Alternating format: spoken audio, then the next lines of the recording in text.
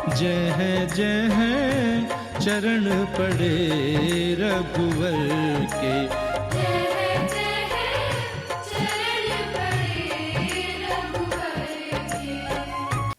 भाई और बहनों, जय श्री सीताराम। आपके मन मंदिर में बैठे श्री सीताराम जी को नमन करके हम आपको की यात्रा पर ले चलेंगे। लेकिन ये समय तो त्योहारों का है। मैं आपको दिवाली, भैया दूज, गोवर्धन और छठ की हृदय से बधाई देता हूँ। ये सब तीर्थ आपके जीवन में मंगल लाएं और आपको, आपके परिवार को सुख और समृद्धि दें। बंधुओं, भगवान श्री राम की 4 यात्राएं हुई हैं। पहली यात्रा विद्यार्थी के रूप में वशिष्ठ जी की आज्ञा से, दूसरी ऋषि विश्वामित्र जी के साथ यज्ञ की रक्षा और जनकपुर जहां उनका विवाह हुआ। तीसरी यात्रा 14 वर्ष के वनवास की है और चौथी यात्रा राजा राम की तीर्थ यात्राएं हैं।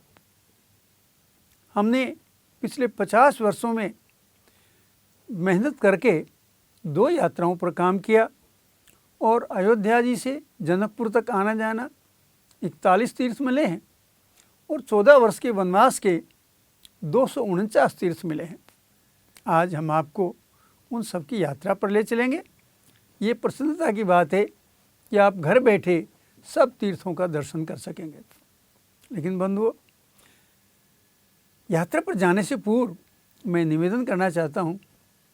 हमारे शास्त्र में कहा गया है, जो व्यक्ति जिस भाव से कार्य करता है उसका वही फल मिलता है। फल कर्म का नहीं है, कर्म के पीछे जो भाव है उसका फल मिलता है। आज आप संकल्प कीजिए कि आप उन तीर्थों का दर्शन करने जा रहे हैं, तीर्थ यात्रा पर जा रहे हैं। इस यात्रा में जिन जिन स्थलों पर भगवान सीताराम जी के चरण पड़े हैं उनकी पावन माटी को मस्तक पर धारण करें। जिन ऋषियों के संदर्भ में उनका वर्णन आता है उन सब ऋषियों को हम प्रणाम करें। जिन नदियों में उन्होंने स्नान किया या जिसके किनारे गए या नदियां पार की, हम मन ही मन उसमें डुबकी लगाएं। और जहां अच्छा प्रसंग आए, जैसे सीताराम जी के विवाह में आप लड्डू पेड़े का आनंद लीजिए, और जब राम वनवास हो तो स्वतः आप दुखी भी होंगे। इन सब भावनाओं के साथ मैं आपको इस यात्रा पर ले चलता हूँ। मैं आशा करता हूँ कि आपको यात्रा पसंद आएगी। चलिए हम लोग यात्रा पर चलते हैं। पहले जनकपुर की यात्रा करेंगे और उसके बाद हम 14 वर्ष की वनवास की यात्रा करेंगे। चलिए यात्रा पर चलते। यह श्री राम जन्मभूमि है। 500 वर्षों के संघर्ष का इतिहास। जब मैं जय बोलूं तो आप भी आस पड़ोस की चिंता नहीं करें और जोर से जय बोलिए। किसी की चिंता करने की जरूरत नहीं है। बोलो श्री राम जन्मभूमि की जय। बंधुओं, ये वो पावन स्थल है जहाँ दशरथ जी महाराज ने पुत्रेष्टि यज्ञ किया था। यह श्रृंगी आश्रम है। जब ऋषि श्रृंगी माँ शांता के साथ पुत्रेष्टि यज्ञ करवाने गए थे तो राजा दशरथ जी ने यहाँ उनके भोजन आवास की व्यवस्था की थी। आज भी यहाँ श्रृंगी ऋषि और शांता माँ के मंदिर हैं। भगवान श्री राम भैया लक्ष्मण के साथ, विश्वामित्र मुनि के साथ यहीं से उनके यज्ञ की रक्षा के लिए चलते हैं। आइए इस यात्रा पर हम चलते हैं। मार्ग में चलते हुए उन्होंने आश्रम देखा जहाँ भगवान शिव ने कामदेव का भस्म किया था, इसीलिए इसे कामेश्वर नाथ मंदिर कहते हैं। ये वामनेश्वर मंदिर है। ऋषि विश्वामित्र ने भगवान राम को इसका परिचय दिया था। ये वही पावन स्थल है जहाँ वामन अवतार लेने से पूर्व भगवान विष्णु ने भगवान शिव की यहाँ आराधना की थी। ये माँ अहिल्या का मंदिर है। माना जाता है कि भगवान श्री राम ने माँ अहिल्या का यहाँ उद्धार किया था। गोस्वामी तुलसीदास जी के अनुसार ये स्थल बिल्कुल ठीक है। ये वो स्थल है जहाँ से भगवान श्री राम ने गंगा पार की थी। यहाँ श्री राम को रामभद्र कहा जाता है। माना जाता है कि यहाँ भगवान श्री राम ने बाल बनवाए थे। उस क्षेत्र में जब बाल बनवाए जाते हैं तो उस व्यक्ति को भद्र कहना, भद्र होना कहते हैं। इसलिए आज भी यहाँ रामभद्र की पूजा होती है। अब आप माँ अहिल्या का दूसरा मंदिर देख रहे हैं। गोस्वामी तुलसीदास जी के अनुसार वो पुराने वाला ठीक था, लेकिन वाल्मीकि रामायण के अनुसार ये वो स्थल है जहाँ श्री राम ने माँ अहिल्या का उद्धार किया।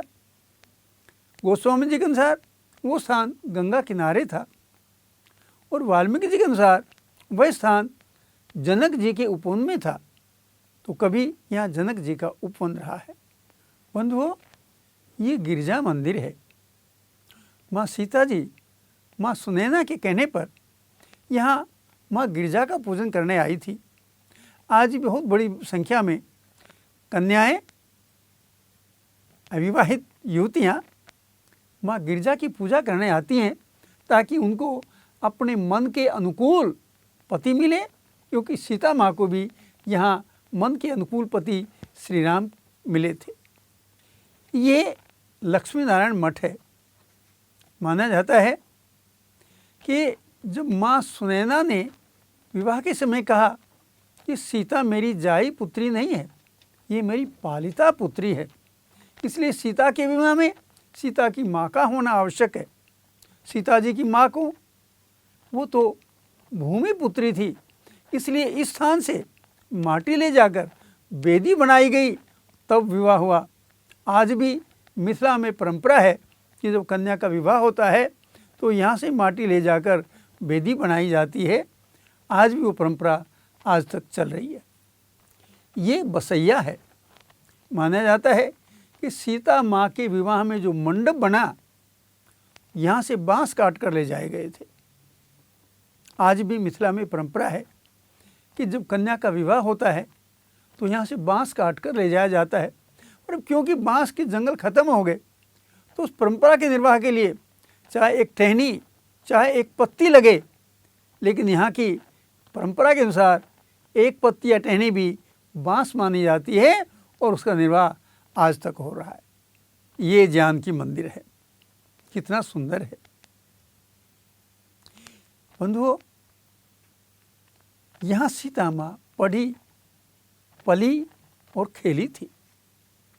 यहाँ मेरे साथ एक बड़ा मैं कहूँगा बहुत अच्छा अनुभव आया। जब मैं यहाँ पहुँचा तो बंधु उन दिनों में कच्छा बनियान और अंगोछे में रहता था। कारण ये था, अनेक स्थल थे जहाँ लूटपाट की बहुत संभावना रहती थी, तो मैं इसी वेश में रहता था। कोई मुझे बाबा जी मानता था, कोई तीर्थयात्री मानता था, कहीं कहीं मुझे भिखारी मानते थे, कहीं कहीं तो मुझे पागल समझा गया और कई बार तो मुझे पुलिस ने पकड़ा संदेह में। यहाँ जब मैं गया तो मुझे किसी चौकीदार ने, किसी धर्मशाला वाले ने घुसने नहीं दिया। उनको डर था कि मैं तो भिखारी जैसा लगता हूँ, मेरे पास कुछ है नहीं, ये कहीं चोरी करके नहीं भग जाए। मैंने एक सिपाही की सहायता से एक धर्मशाला में कमरा लिया। अब चौकीदार की डबल ड्यूटी हो गई। उसे संदेह था कि मैं किसी के जूते चप्पल कपड़े लेकर नहीं भग जाऊं, तो वो मेरी रखवाली करता था। तीसरे दिन उसने कहा कि भाई या तो बताओ सच सच कौन हो। नहीं, अब मैं तुम्हें निकालूंगा।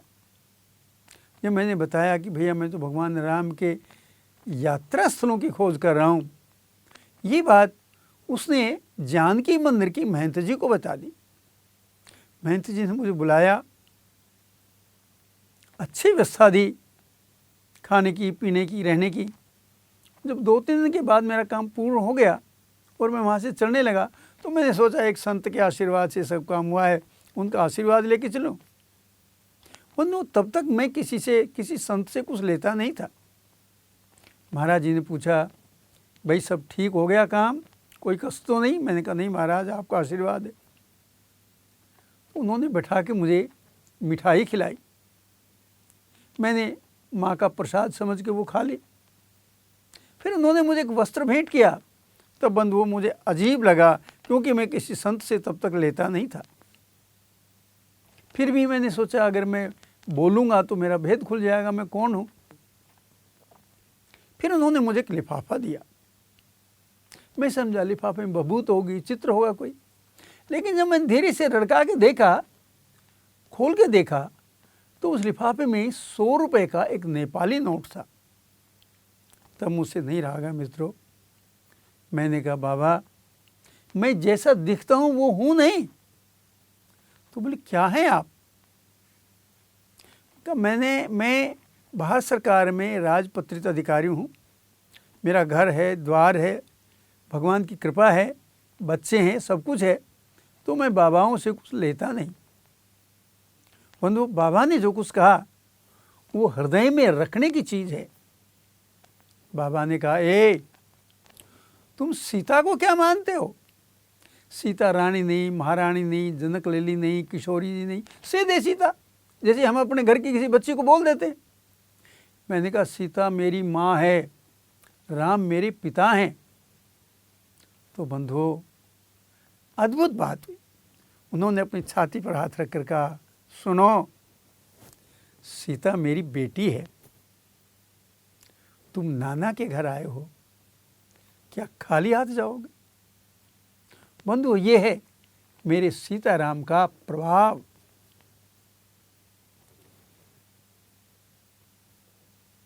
राम जी जिस रूप में, जिस वेश में, जिस प्रदेश में गए, आज भी उसी रूप में पूजे जाते हैं।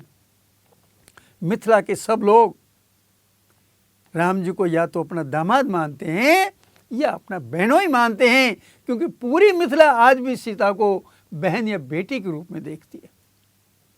ऐसे मेरे सीताराम जी, और ऐसा ही भाव सबका होना चाहिए। मैं एक और बात बता दूं, बात तो आगे की है।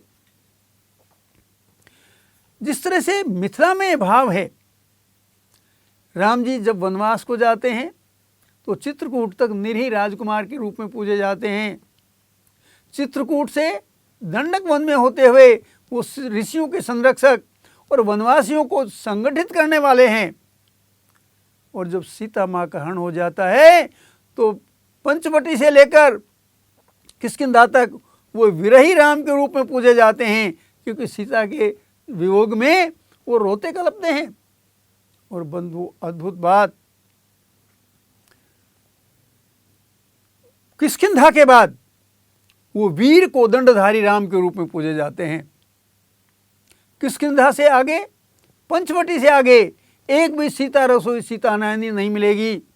और किष्किंधा से पहले एक भी आपको कोदंडधारी राम का मंदिर नहीं मिलेगा। आगे सब कोदंडधारी राम के मंदिर हैं।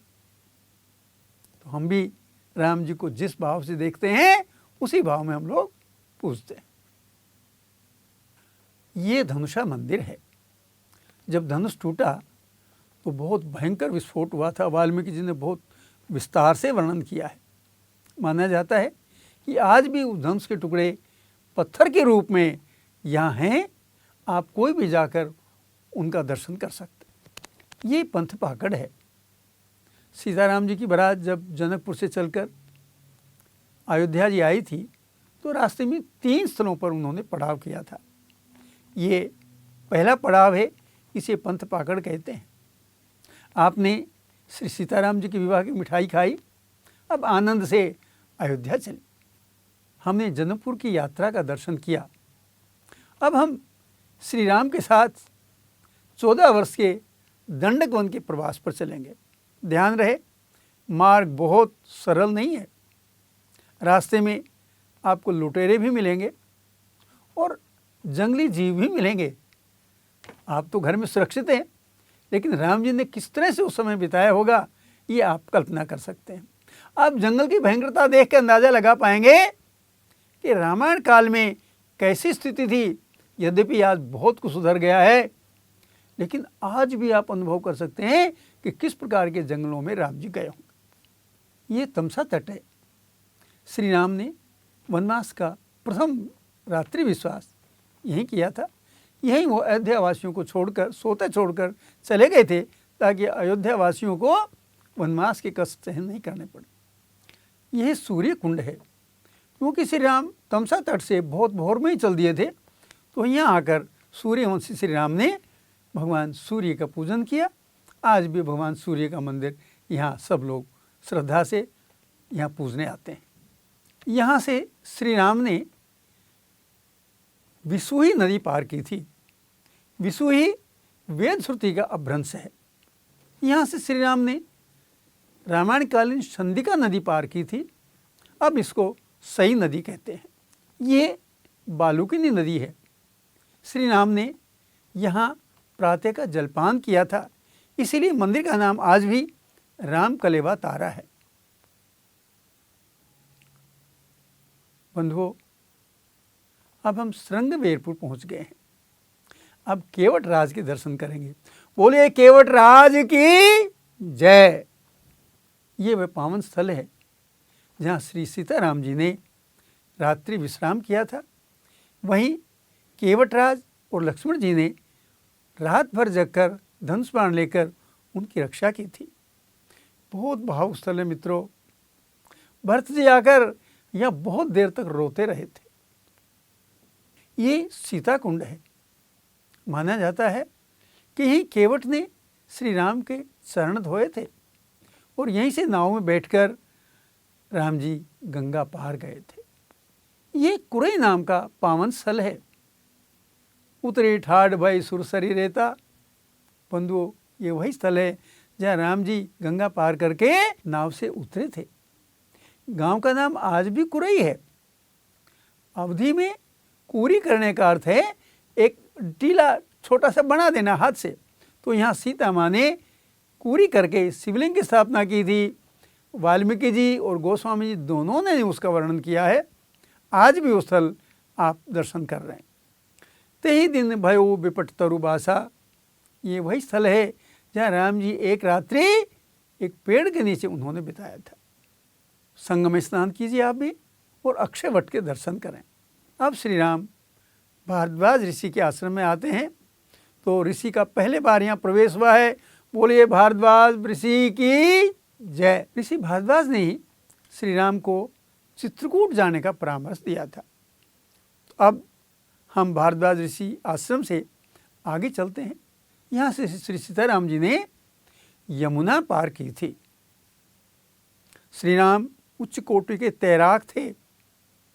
एक बेड़ा बनाकर यहाँ बेड़े पर सीता जी और अपने हथियार रखे और राम जी और लक्ष्मण जी ने तैरते हुए ये यमुना नदी यहाँ पार की थी। ये स्थल जहाँ श्री राम नाव से बेड़े से नीचे उतरे थे। यहाँ सुजावन देवता का यानी भगवान शिव का एक बहुत प्राचीन मंदिर है जो यमुना माँ में स्थित है। ऋषियन जंगल ये वास्तव में ऋषि मंडल था जहाँ श्री राम ऋषियों के दर्शनार्थ आए थे। ये तापस हनुमान मंदिर है। गोस्वामी जी वर्णन करते हैं, तेई अवसर तापसे कावा। बंधुओं, वो हनुमान जी थे जो तापस के रूप में भगवान श्री राम के दर्शन करने आए थे। और यहीं से भारद्वाज जी के 4 शिष्य भगवान राम ने वापस भेजे थे। इस क्षेत्र में वापस भेजने को मुरकाना कहते हैं